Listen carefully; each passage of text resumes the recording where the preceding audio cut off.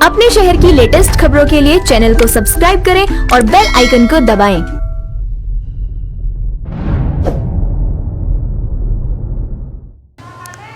नमस्कार, आप देख रहे हैं हुंकार 24/7। इस समय हम देवली विधानसभा में मौजूद हैं और लॉकडाउन जो कि संपूर्ण भारत में प्रधानमंत्री मोदी जी ने लगा रखा है। सबसे पहले 22 मार्च को जो है जनता कर्फ्यू लगाया था, उसके बाद 25 मार्च से जो है लगातार पहले नवरात्र से जो है 40 दिन का जो है लॉकडाउन देश के प्रधानमंत्री नरेंद्र मोदी के द्वारा लगाया गया था। आज 35वां दिन है और इन 35 दिनों में देवली विधानसभा में हम खड़े हैं। यहाँ पे बलबीर सिंह और गुप्ता जी हैं जो इनके द्वारा जो है लगातार पूरे के पूरे जो है लॉकडाउन में ज़रूरतमंद लोगों को यहाँ पे जो है बैठा के खाना खिलाया जाता है। और लॉकडाउन संपूर्ण भारत में प्रधानमंत्री जी ने लगाया है, लेकिन सबसे जो ज़्यादा फ़र्क पड़ा है वो दिहाड़ी मजदूर, रिक्शा वाले हो गए, गरीब कमज़ोर वर्ग के लोगों पे पड़ा है। लेकिन इनके लिए सरकार की तरफ से कोई सहूलियत नहीं है, ऐसा कुछ लोगों का मानना है। तो क्या नहीं, देखिए, सरकार भी अपनी तरफ से काफ़ी कदम उठा रही है। सरकार ने काफ़ी प्रयास किया है कि लोगों को समय पे भोजन मिले, कोई आदमी भूखा नहीं रहे।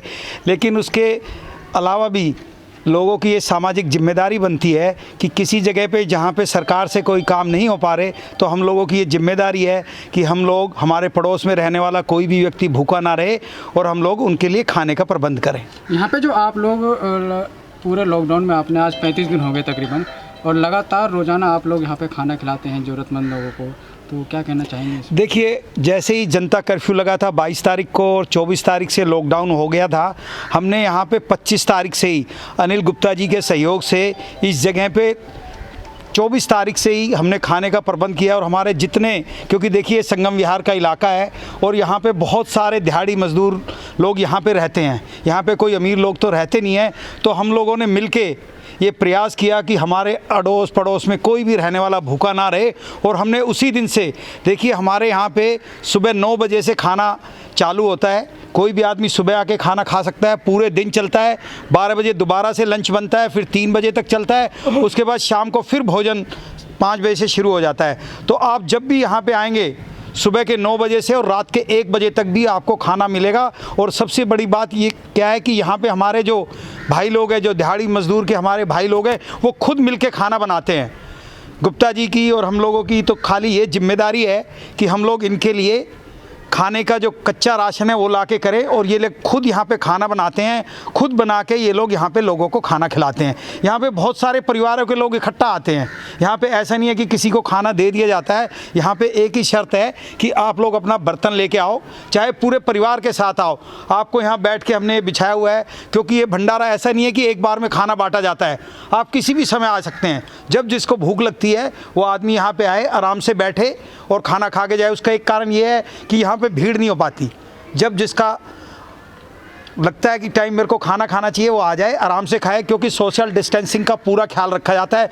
कभी कभी क्या होता है कि एक पर्टिकुलर टाइम पे 12:30-1 बजे के आसपास थोड़ी भीड़ होती है, तो हम लोगों का ये प्रयास रहता है कि उस समय भी सब लोग आराम से सोशल डिस्टेंसिंग का पालन करते हुए अपना खाना खाएँ। गुप्ता जी, रोज़ाना तकरीबन कितने लोगों को खाना खिलाते हैं और कब से खाना खिला रहे हैं? पूरे लॉकडाउन 35 दिन आज हैं, 35 दिनों से ही खाना खिला रहे हैं, तो किस तरह से खाना खिलाते हैं आप? देखिए, मैं सबसे पहले मीडिया के जो लोग हैं, जिस तरीके से युद्ध लड़ रहे हैं बीमारी से बचाने के लिए लोगों से, सबसे पहले मैं इनका धन्यवाद करना चाहूँगा। दूसरा, दिल्ली प्रशासन जिस तरीके से युद्ध लड़ रहा है, बहुत भयंकर युद्ध है, जो अपने घर बार को त्याग करके इस तरीके लगा, मैं उनका भी धन्यवाद करूंगा कि इस तरीके से ये लोग लगे हुए हैं। मेरा तो कुछ भी नहीं है, एक तो छोटा सा कार्य है, ये मेरा नहीं है वो भी।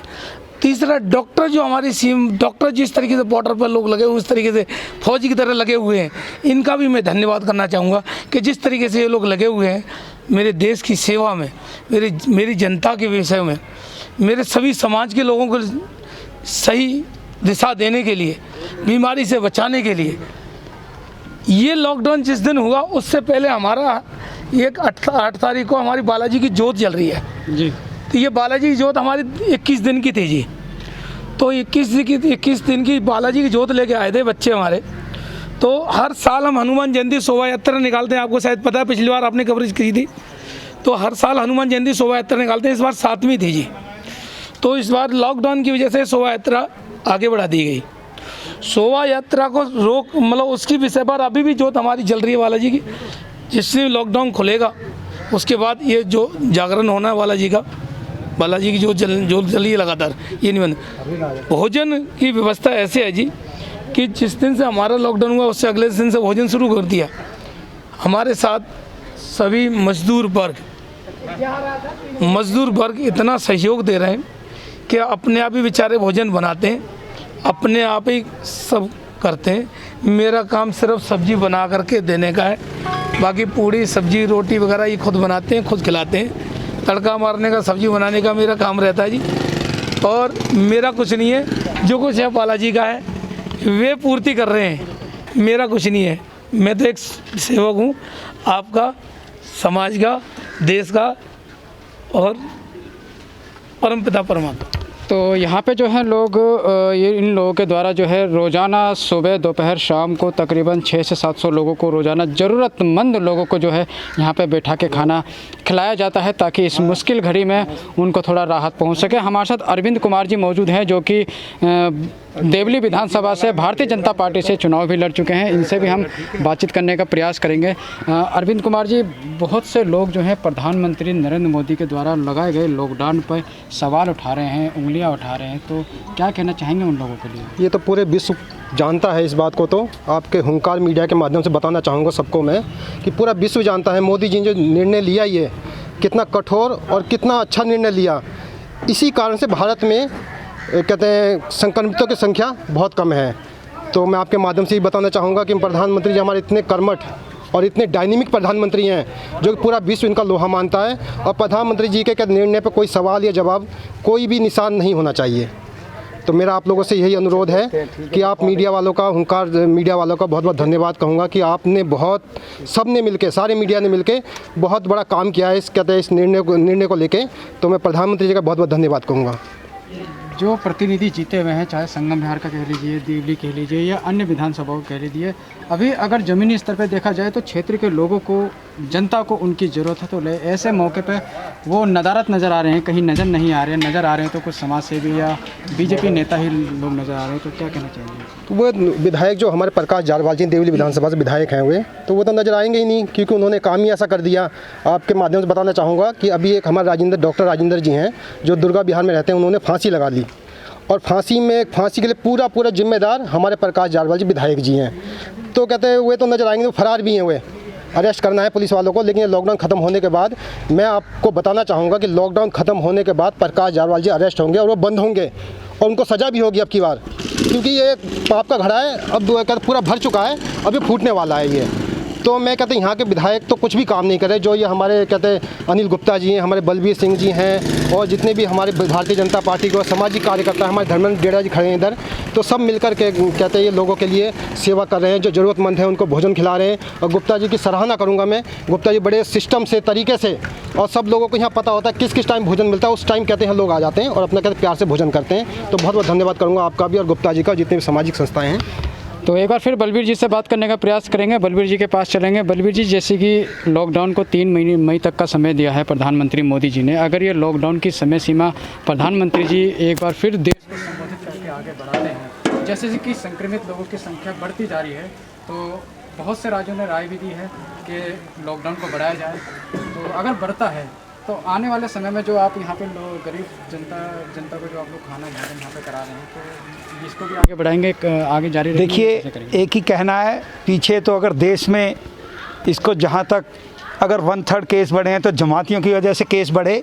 और अभी भी सरकार बड़ी सीरियसली ये सोच रही है कि अब आगे रमज़ान है और जैसे इस लॉकडाउन को खोलेंगे, ये हमारे जमाती और ये जितने मुस्लिम लोग हैं ये मानने वाले नहीं हैं। हमारा तो सरकार से अनुरोध है कि जब तक ये रमज़ान का पीरियड चल रहा है 30 दिन, जब तक ईद नहीं आती, इसको लॉकडाउन को बढ़ाना चाहिए। आर्थिक मोर्चे पे हो सकता है कोई परेशानियां हो, लोगों को हो सकता है खाने की परेशानियां हो।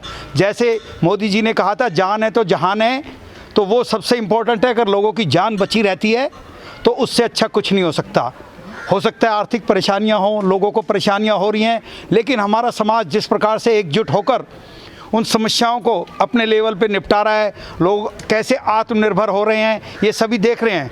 तो हमारा तो कहना है, क्योंकि ये लोग मानने वाले नहीं हैं, ये लोग, इनको कैसे रोक पाएंगे हम लोग मस्जिदों में जाने से। देखिए हिंदू अपने हर त्यौहार को बड़े आराम से मना रहा है। कोई बड़ा से बड़ा मंदिर, आप वैष्णो देवी का मंदिर लें, आप साईं बाबा का मंदिर लें, आप बालाजी का मंदिर लें, आप कोई भी मंदिर ले लीजिए, पूरे देश में हर एक मंदिर अपने आप एक छोटे से आह्वान पे बंद हो गया। लेकिन इन लोगों ने मस्जिदें तभी बंद की जब सरकार की लाठी इनके ऊपर चली। ये लोग ये सोचते हैं कि ये इस्लाम के खिलाफ है। इन लोगों को ये सोचना चाहिए कि हम अपने प्रधानमंत्री के आह्वान पर पूरे विश्व में इस महामारी को देखते हुए अपने आप इस समस्या को कम से कम सोशल डिस्टेंसिंग अपनाएं, किसी मस्जिद में ना जा पाएँ। अगर रमज़ान पढ़नी है तो अकेले घर में पढ़ें। कुछ लोग, मैं ये नहीं कहता सब लोग, लेकिन majority of these Muslim people ये लोग नहीं मानेंगे। और जैसे ये लॉकडाउन हटेगा, ये लोग दोबारा से जिस प्रकार पीछे जमातियों ने किया, अब अगला कदम पूरे देश के लिए सुसाइडल होगा कि अगर हम लोग लॉकडाउन को खोल देते हैं। मेरा तो कहना है कि जब तक ये 25 तारीख को ईद है तब तक देश को लॉकडाउन में रहना चाहिए।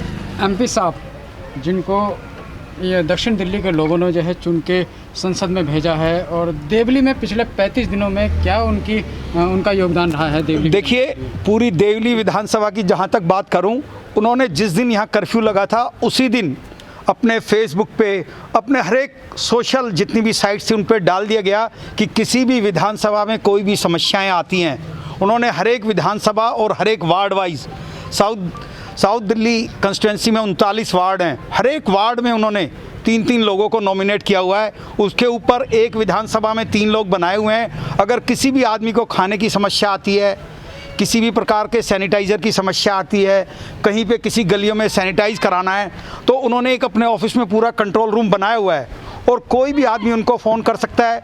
उन्होंने अपने चुने हुए प्रतिनिधि हैं हर क्षेत्र में, उनके फ़ोन नंबर दिए हुए हैं। कोई भी फ़ोन आता है कि मैं भूखा हूँ, हमारा भारतीय जनता पार्टी का कार्यकर्ता 1 घंटे के अंदर उसके यहाँ पे खाना भिजवा देता है। और हमने आज तक जब से लॉकडाउन चला है, मैं देवली वार्ड की बात करूं, देवली वार्ड को मैं देख रहा हूं और उसके ऊपर मैं पूरी देवली विधानसभा, देवली वार्ड में हमने 450 राशन की किट पिछले 1 महीने में डिस्ट्रीब्यूट की हैं। अगर मैं पूरी देवली विधानसभा की बात करूं तो हम लोगों ने 2000 से ज़्यादा राशन की किटें डिस्ट्रीब्यूट की हैं। हम लोग अपने लेवल पे भी करते हैं, सांसद जी अपने यहाँ से भी किट भेजने का पूरा प्रबंध करते हैं। अभी उन्होंने पीछे जितने भारतीय जनता पार्टी के कार्यकर्ता हैं हमारे इस देवली में, 1000 कार्यकर्ताओं के लिए उन्हें सैनिटाइज़र की बोतलें बांटी हैं, क्योंकि वो जनता के बीच में रहते हैं, कोई बीमारी ना फैले, तो हर एक के घर में 1-1 सैनिटाइज़र की बोतल दिया। आज आप अभी फ़ोन करिए, 12 घंटे के अंदर अंदर आपके यहाँ पे सैनिटाइज़र करने वाले नगर निगम की तरफ से आपके यहाँ पे आ जाएंगे। तो जिस प्रकार से हमारे सांसद जी काम कर रहे हैं, शायद ही पूरे भारतवर्ष में कोई ऐसा सांसद होगा जो इतनी तन से बिगर किसी डर के लोगों के बीच में डेली रहते हैं। सुबह निकलते हैं 9 बजे और शाम तक। आज उनका पालम का दौरा है। हर एक विधानसभा में शायद ही कोई दिन होता है जिस दिन वो विजिट नहीं करते हैं। तो मैं तो कहता हूँ कि पूरे भारतवर्ष को ऐसे ही सांसद की ज़रूरत है जो ऐसे समस्याओं के टाइम पे जनता के काम आ सके। कोरोना योद्धाओं के बारे में आपका क्या कहना है? जो डॉक्टर हैं, नर्स हैं या अस्पताल के कर्मचारी हैं, सफाई कर्मचारी हैं, जो अपने घर बार को छोड़कर देश के लिए, देश की जनता के लिए अपना योगदान दे रहे हैं। पुलिस कर्मी और सुरक्षा कर्मी जो इतनी दोपहरी में भी, धूप में भी जो है तैनाती से वहाँ पे खड़े होकर कोरोना और जनता के बीच में एक दीवार बनकर खड़े हैं, दीवार का काम कर रहे हैं। देखिए, पहली बार लोगों को लगा है कि दिल्ली पुलिस भी उनकी सहयोगी है, पहली बार। और लोगों के बीच में एक परसेप्शन बना हुआ था कि यार पुलिस तो खाली लोगों को परेशान करती हैं, लेकिन पहली बार पूरे देश ने देखा है, पूरे देश की पुलिस ने इतना अच्छा काम किया है। अगर सोशल डिस्टेंसिंग को पूरा करने में किसी का सबसे बड़ा सहयोग रहा है, जिसकी वजह से ये बीमारी एक तरह से कंटेन रही है, उसमें सबसे बड़ा पूरा भारत की पूरी पुलिस फोर्स का हाथ रहा है। डॉक्टरों का तो कहना ही नहीं है। डॉक्टर जिस प्रकार से काम कर रहे हैं, देखिए शुरू में हमारे पास किटें भी नहीं थी, लेकिन किसी भी डॉक्टर ने कभी भी काम करने से मना नहीं किया। अगर आपने देखा होगा यूएस में डॉक्टर और नर्स एजिटेशन कर रहे हैं, स्ट्राइक कर रहे हैं कि हमारे पास ये किट नहीं है हमारे, लेकिन हमारे देश के डॉक्टरों ने अपनी जान की परवाह न करते हुए लोगों की जो सेवा की है, ये पूरा विश्व इसको आज देख रहा है। और उसी का कारण है कि आज हमारे यहाँ पे 130 करोड़ की जनता में 30,000 लोग कोरोना वायरस के संक्रमित नहीं हैं। ये एक बहुत बड़ी बात है। अपने शहर की लेटेस्ट खबरों के लिए चैनल को सब्सक्राइब करें और बेल आइकन को दबाएं।